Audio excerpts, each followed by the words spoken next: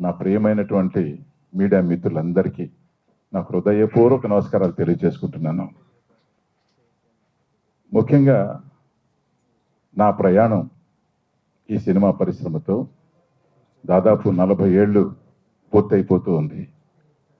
చెన్నైలో ప్రారంభమైనటువంటి నా సినిమా జీవితం 10 ఏళ్ల పాటు కొనసాగింది.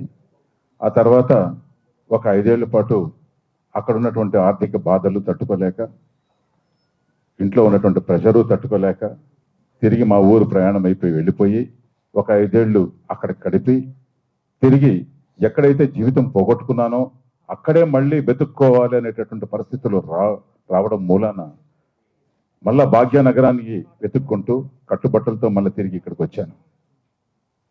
వచ్చాక ఈ టీవీ పరిశ్రమ నన్ను హక్కున చేర్చుకుంది. అయిపోయింది నా జీవితం అనుకున్నటువంటి దశలో తిరిగి నా జీవితం టీవీతో ముడిపడింది. అందుకే టీవీలో ఉన్నటువంటి ప్రతి ఒక్క టెక్నీషియను, ప్రతి ఒక్క కళాకారుని చూసినప్పుడు నా సొంత బంధువుల కంటే ఎక్కువగా నేను భావిస్తాను. నాకు పునర్జన్మనిచ్చినటువంటి టీవీ పరిశ్రమ ఇది.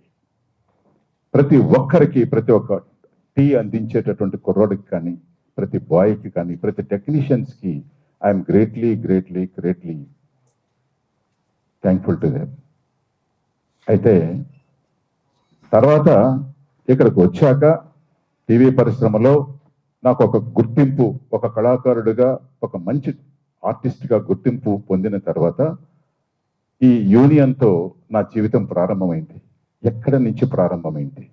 చాలా చిన్న జీవితంగా ఒక కమిటీ మెంబర్గా, అది మన విజయ్ యాదవ్ షూటింగ్లో ఒక చోట కలిసిన తర్వాత, అన్నయ్య మేము నిన్ను చిన్నప్పటి నుంచి చూస్తున్నాం, చెన్నైలో ఉన్నప్పుడు చిరంజీవి గారితో అనేక సినిమాల్లో నటించారు, ఇవాళ టీవీ పరిశ్రమకు వచ్చారు, మీలాంటి వాడు మాతో ప్రయాణం చేస్తే బాగుంటుంది అని నన్ను బలవంతంగా తీసుకెళ్ళి తన యూనియన్లో చేర్పించారు.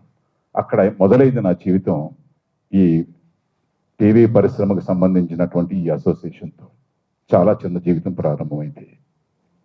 ఇక్కడ అనేక విషయాలు మా విజయ్ యాదవ్ ద్వారా, మా ప్రియమిత్రుడు, మా తమ్ముడు అయినటువంటి వినోద్ బాల ద్వారా అనేక విషయాలు తెలుసుకుంటూ వచ్చాను.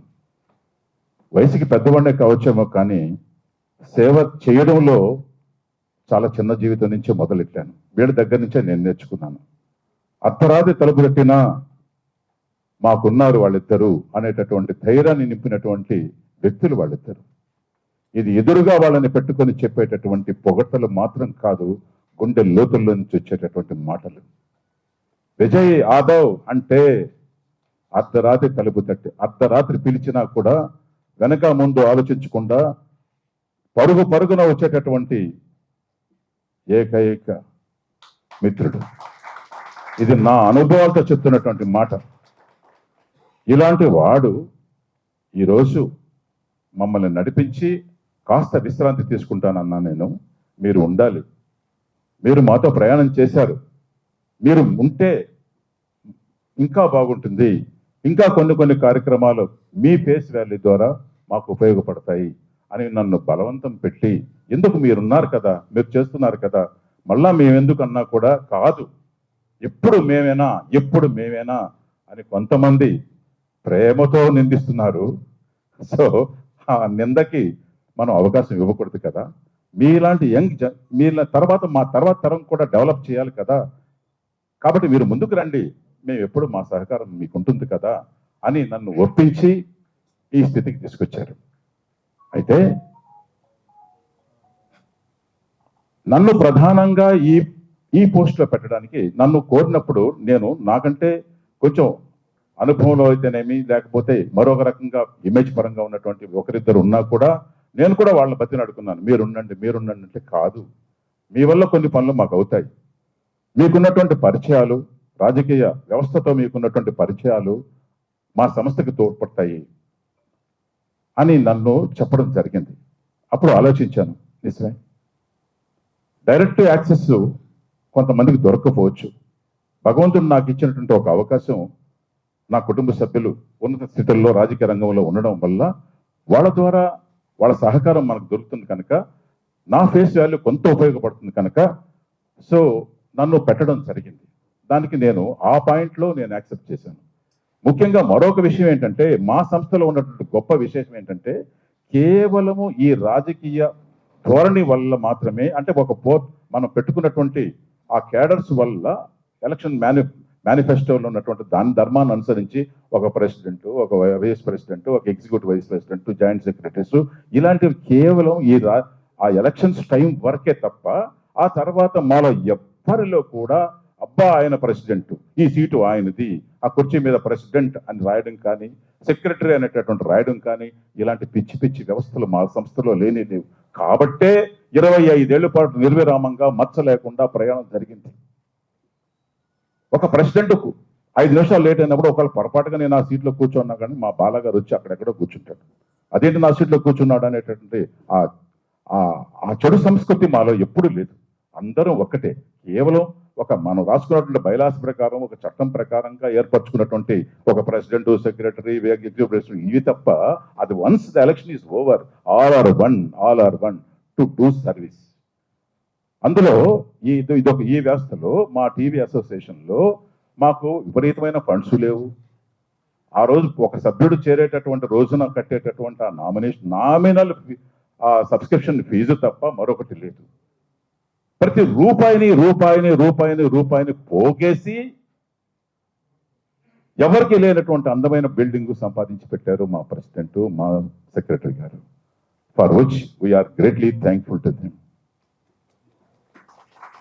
అంతేకాకుండా ఎవరి దగ్గరకు వెళ్ళి ఆఫీస్ నడిపించుకోవాలి, బాబు డబ్బులు ఇవ్వండి అని చేసేటటువంటి ఆ స్థితి మాకు కలిగించకుండా ఇంకా డబ్బులు పోగేసి అవి కాస్త ఫిక్స్డ్ డిపాజిట్లో పెట్టి ఆ వచ్చే ఇంట్రెస్ట్ని మనం జాగ్రత్తగా 10 పైసలుగా వాడుకుంటూ జాగ్రత్తగా నడుపుతున్నాం. ఎవరి దగ్గరికి వెళ్ళి చేయి దాచుకుంటాం. ఇది కూడా గ్రేట్నెస్. సో ఇలా జరుగుతూ ఉంది ఈ వ్యవస్థ. అయితే చెప్పారు కదా, ఏంటంటే మనం చేసినటువంటి పని మనం చెప్పుకోకపోవడం వల్ల ఏమవుతుందంటే ఏం చేశారనేటటువంటి అజ్ఞానంగా కొంతమంది మాట్లాడుతున్నారు. అది మాకు అది ప్రాక్టీసే కాదు. మనం వచ్చింది సర్వీస్ చేయడం కోసమే, ఎగ్జిబిషన్ కోసం కాదు కదా. నేను చేశాను అనేటటువంటి అహంకారం మనకు ఉండకూడదు. కనుక మనం చేసుకుంటూ వెళ్ళాలి. ఎవరు అంత మన తమ్ముళ్ళే కదా. ఈ టీవీ మీడియాలో ఉన్నటువంటి ప్రతి సభ్యుడు నా తమ్ముడు, నాకంటే పెద్దవాడు నా అన్న అనేటటువంటి భావంతో మనం అంతా పనిచేసేటటువంటి వాళ్ళం. కాబట్టి వాళ్ళకి చేసాము, వీళ్ళకి చేసాము, అలా చేసాము, ఇలా చేసాము అని చెప్పుకోవడం అనేది మన సంస్కృతి కాదు. ఆ వ్యవస్థ మనకు లేదు. అందుకనే మనం చెప్పుకోకపోవడం వల్ల అంటే ఏమి చేయడం లేదు అనేటటువంటి పరిస్థితి వచ్చింది. చెప్పుకోకపోతే ఎలా చెప్పాలి? దానికి వ్యవస్థ ఏంటి? మా మీడియా మిత్రులే. ఇప్పుడు అది గుర్తించాం. మా మీడియా మిత్రుల ద్వారా మాకు అండగా నిలబడి మేము చేసినటువంటి పనులు వాళ్ళ ద్వారా చెప్పుకోకపోతే తెలియడం లేదు. అందుకే ఇవాళ ముందుకు రావాల్సిన పరిస్థితి వచ్చింది. సరే, ఇంకా అనేక కార్యక్రమాలు నేను ఉన్నానా, లేకపోతే నేను ప్రెసిడెంట్షిప్లో ఉన్నానా లేదా అనేటటువంటి పక్కన పడిస్తే మనందరం చూసాం కోవిడ్ ఎంత దారుణమైనటువంటి స్థితిని మనం అందరం ఫేస్ చేసాం. మనిషిని చూస్తేనే భయపడేటటువంటి రోజులు అవి. ఇంటికి బంధు వస్తే గడగడ వణికేటటువంటి రోజులు. అలాంటి రోజుల్లో మా విజయ్ యాదవ్ బాలాగారు, మన పెద్దలైనటువంటి చిరంజీవి గారు సహకారం తీసుకొని, తలసాని యాదవ్ గారు ఆ మహానుభావుడు చేసినటువంటి సహాయాలు వీళ్ళందరినీ ఉపయోగించుకొని అంత భయంకరమైన స్థితిలో పోలీస్ పర్మిషన్ తీసుకొని మూటా ముళ్ళు భుజా వేసుకొని ఇంటింటికి తిరిగి ఇచ్చినటువంటి సంస్థ ఇది మర్చిపోతే దానికి నికృష్టమైన స్థితి లేదు. మర్చిపోతారా? మనిషిని చూసేట్టు భయపడేటటువంటి రోజుల్లో మూటాములు సర్దుకొని కార్ల వెనకాల, స్కూటర్ వెనకాల మా గోపి గారు ఇలాంటి వాళ్ళు మిత్రులందరూ ఆ రోజు పదవుల్లో లేనటువంటి వాళ్ళు కూడా ముందుకొచ్చి అన్న ఏమవుతుంది కానీ అన్న అని చెప్పి పోలీస్ పర్మిషన్ ఇప్పించండి అన్న చాలు, మేము చావారేవో తెచ్చుకుంటామని మూటాములు సర్దుకొని బస్తాలు పైన వేసుకొని ఇంటింటికి తిరిగి ఇస్తే ఏం చేశారని మాట్లాడతారా కొంతమంది? ఎంత అజ్ఞానం! పదవుల కోసం ఇది వ్యవస్థ సర్వీస్ కోసమే తప్ప పదవులను అనుభవించడానికి కాదు. పదవి ఉంటేనే మనం చేస్తాం అనుకోవడం భ్రమ. పదవి లేకుండా కూడా చేయొచ్చు. సర్వీస్ చేయడానికి ఏముంది? కోవిడ్ అప్పుడు చిరంజీవి గారి సేవలు కేవలం సినీ పరిశ్రమ అంటే మాకు మాత్రమే పరిమితమైనటువంటి రోజుల్లో ఆయనకి తెలిసింది. మన హరి అటు టీవీ మీడియాలో కూడా ఒక రెస్పాన్సిబుల్ పోస్ట్లో ఉన్నాడు అన్నప్పుడు తెలుసుకొని ఆయన పర్సనల్గా నాగబాబు ద్వారా ఫోన్ చేసి, అరే ఇట్లా నేను అక్కడ చేస్తున్నాను, మీ మెంబర్స్ ఎంతమంది ఉన్నా సరే వాళ్ళని మన బ్లడ్ బ్యాంక్ తీసుకొని వచ్చి ₹1 కూడా ఆశించకుండా ఎంత ఖర్చైనా సరే వాళ్ళకి కోవిడ్ ఇంజెక్షన్స్ వేసి చూసుకునే బాధ్యత నీది. This is the first time I'm giving you మా పర్సనల్ నంబర్. ఇంతవరకు నేను నా అత్యంత ముఖ్యులైనటువంటి వాళ్ళకి తప్ప నేను ఈ పర్సనల్ నంబర్ ఎవరికి ఇవ్వలేదురా, ఇది జాగ్రత్తగా పెట్టుకో, ఎవరికి లీక్ చేయకు, ఇది నువ్వు పెట్టుకొని ఎంత అర్ధరాత్రి పూట అయినా సరే నీ సభ్యులకు ఎవరికైనా అవసరం అయితే నాకు ఫోన్ చేయి, నాకు డైరెక్ట్గా ఫోన్ చేయి. ఇందులో ఇది భగవంతుడి మీద ప్రమాణం చేసి చెప్తున్నాను, ఇది సత్యం. నా జీవితంలో ఆయన పర్సనల్ నంబర్ ఏ రోజు అడగల. మా ఇద్దరి మధ్య చిన్నప్పటి నుంచి ఉన్నటువంటి స్నేహాన్ని ఏ రోజు నేను ఉపయోగించుకోవాలి, అందరికీ తెలుసు, మా మిత్రులందరికీ తెలుసు. ఏ రోజు నేను సో అని చెప్పుకున్నది లేదు.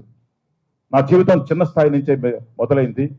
నేనుగా పైకి రావాలి, నేనుగా నా ఐడెంటిటీ చెప్పుకోకూడదు అనేటటువంటి నా ప్రయాణానికి ఫస్ట్ టైం అంత గొప్ప యాక్సెస్ ఆయన ఇచ్చారు నాకు. దాన్ని దేనికి ఉపయోగించాను? నా వ్యక్తిత్వం అయినటువంటి దానికి ఉపయోగించలేదు, దీనికోసమే ఉపయోగించాను. ఇప్పుడు కూడా రేపు నాగబాబు గారు చెప్పినటువంటి ప్రామిసుల్లో నాకు, హరి మీ వాళ్ళకి నా శక్తి ఎంత ఉందో, నాకు భగవంతుడు కానీ ఒకవేళ మంచి పొజిషన్ కానీ రాజకీయ వ్యవస్థలో నాకు ఇస్తే, నేను I shall concentrate more on your industry.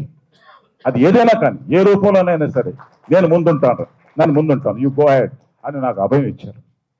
So దాన్ని నా వ్యక్తిగతమైనటువంటి అవసరాలకు ఉపయోగించుకొని ఏ రోజు ఉపయోగించుకోలే వాళ్ళ యొక్క సహకారాన్ని. కానీ ఆ సేవలు నాకు ఫుడ్ పెట్టినటువంటి నా పరిశ్రమకు ఉపయోగించాలనే ఉద్దేశంతో, సదుద్దేశంతోనే నేను ముందుకొచ్చాను తప్ప వేరే ఇది ఏదో ప్రెసిడెంట్ ఇంత పెద్ద క్రౌన్ పెడతారు, కూర్చోబెట్టి ఇంత పెద్ద శిఖరమైనటువంటి కిరీటం పెడతారన్న ఉద్దేశం నాకు ఎప్పుడు లేదు. అసలు వద్దని చెప్పాను. సో దేవుడి దయ వల్ల వారికి మంచి స్థానం రాజకీయ వ్యవస్థలో లభ్యమైతే వారు మన ముందుండి అనేక విషయాల్లో ముందుకు వస్తానని మనకు మాట ఇచ్చారు. చేస్తారు కూడా, ఆయన డెఫినెట్గా చేస్తారు, ఆ నమ్మకం నాకుంది. ఆయన లాస్ట్ జనరల్ బాడీ మీటింగ్లో మీకు ఏ ప్రాబ్లమ్స్ ఉన్నా నేను వస్తా, ఏ ఛానల్ దగ్గరకు రమ్మంటాను, నేను వస్తా, మీ సమస్యలు ఏంటి చెప్పండి, మీ ఆర్టిస్టులు పడుతున్న సమస్యలు ఏంటి, నేను కన్విన్స్ చేస్తా అని ముందుకు వచ్చారు. సో ఇవన్నీ కూడా అయితే మనకి శక్తి ఉంది కదా అని బలం చూపించకూడదు. ప్రొడ్యూసర్స్ మీద కానీ లేకపోతే ఛానల్స్ ని కన్విన్స్ చేయడంలో కానీ రుబాబు రాజకీయ వ్యవస్థ యొక్క ప్రజలు మనం చూపించకుండా వాళ్ళ మనసును చూరుకునే విధంగా మనం ప్రయత్నం చేయాలి తప్ప మరో విధంగా కాకూడదు. నొప్పి తగలకుండా ములు తీయాలి. వాళ్ళకి నొప్పి తగలకూడదు, ఛానల్స్కి నొప్పి తగలకూడదు, ప్రొడ్యూసర్స్కి నొప్పి తగలకూడదు. ఇవి జాగ్రత్తగా మనకున్నటువంటి రాజకీయ పరిచయాలను ఉపయోగించుకొని వాటిని మెల్లగా తీసుకురావాలి. ఆవేశం దానికి దారి తీస్తుంది, గుర్తుపెట్టుకోండి. వయసు ఉంది కదా, నేను కుర్రవాడిని కదా అని ముందుకొచ్చి ఎగిరామంటే కింద పడతాం. సో ఆవేశం అనర్థానికి దారి తీస్తుంది. అనుభవం ఎందుకంటే మంచి చెడ్డలు కొంచెం విజ్ఞత ఉంటుంది.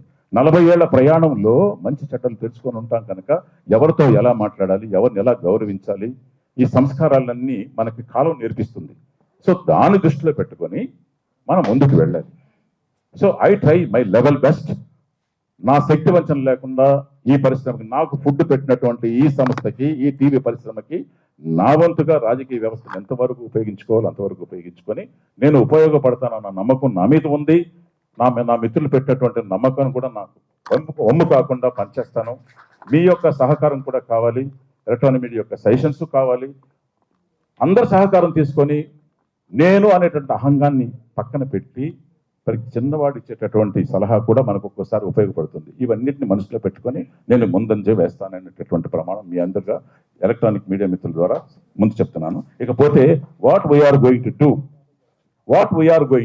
Hour manifesto. ఇప్పటి వరకు ఈ మేనిఫెస్టోలు మనం ఎప్పుడు చించేస్తాం, అలా చేసేస్తాం, పొడి చేస్తాం అని ఇంతవరకు ఈ 24 ఏళ్లలో మనం ఎప్పుడు చెప్పుకోలేదు, చెప్పుకునే అవసరం కూడా రాలేదు. కానీ ఇప్పుడు కొత్తగా ఈ సంస్కృతి కొన్ని కారణాల వల్ల చెప్పాల్సి వస్తుంది, ఏం చేస్తామని. కానీ మేనిఫెస్టో చెప్పడం పెద్ద విశేషం కాదు, ఎన్నన్నా చెప్పొచ్చు. ఒక్కొక్క ఆర్టిస్ట్కి పెద్ద డబుల్ బెడ్రూమ్ హౌస్లు నేను కట్టించేస్తానని కూడా చెప్పొచ్చు. ఏమవుద్ది, మాటే కదా.